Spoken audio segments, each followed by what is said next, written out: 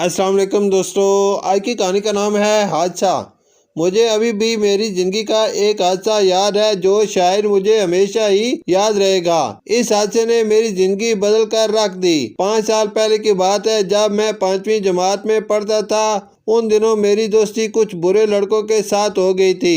ہم سب دوست اکٹھے ہوتے اور نئے نئے شرارتی منصوبے بناتے اور پھر ان کو پورا کرنے میں لگ جاتے۔ کہتے ہیں جیسی صحبت ویسی عادت۔ ایک دن مجھ سے میرے دوستوں نے کہا آج ہمیں اسکول نہیں جانا۔ میں اور میرے دوست عابد اور منیر نے اپنے اپنے بستے ایک جگہ چھپا دیے اور ایک کھیت میں جا پہنچے اور وہاں پانی کے حوض میں نہانے لگے۔ کھیت میں کچھ خالی بوتلیں پڑی تھی۔ عابد نے کہا کہ ان بوتلوں کو لے جا کر بازار میں بیچ دیتے ہیں۔ کچھ ہی دیر میں وہاں سے ردی خریدنے والے بابو کاکا گزر رہے تھے۔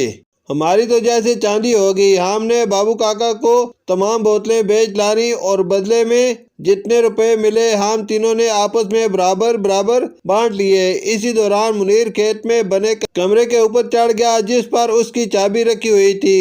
اس نے چابی اٹھا کر سڑک کی طرف پھینک دی۔ اس طرح چھٹی کے وقت تک ہم ادھر ادھر گھومتے رہے۔ 4:30 بجے کے قریب ہم نے بستے نکالے اور اپنے اپنے گھر کی طرف چل پڑے۔ جب شام ہوئی تو گھر میں اخبار والا اخبار دے کر گیا۔ میرے والد صاحب خبریں پڑھتے ہوئے اچانک چونک پڑے۔ آج کی تازہ خبر میں تھا کہ دن دہاڑے لالا جی کے کھیت میں چوری ہو گئی۔ کھیت میں بنے ہوئے کمرے میں رکھے ہوئے کئی ہزار روپے اور ضروری چیزیں چور لے اڑے۔ اسی دوران دروازے پر دستک ہوئی۔ ردی خریدنے والے بابو کاکا باہر کھڑے تھے۔ میں انہیں دیکھ کر گھبرا اٹھا۔ انہوں نے میرے والد صاحب کو بتایا کہ آج آپ کے لڑکے کو میں نے لالا جی کے کھیت میں دیکھا تھا۔ میرے تو رونگٹے کھڑے ہو گئے۔ مجھے یاد آیا کہ منیر نے اس کمرے کی چابی سڑک کی طرف پھینک دی تھی۔ بابو کاکا نے کہا کہ بیٹا گھبراؤ مت، اصلی چور پکڑ لیے گئے ہیں، لیکن یہ بات یاد رکھو کہ ہمیشہ نیک اور اچھے لڑکوں کے ساتھ رہا کرو۔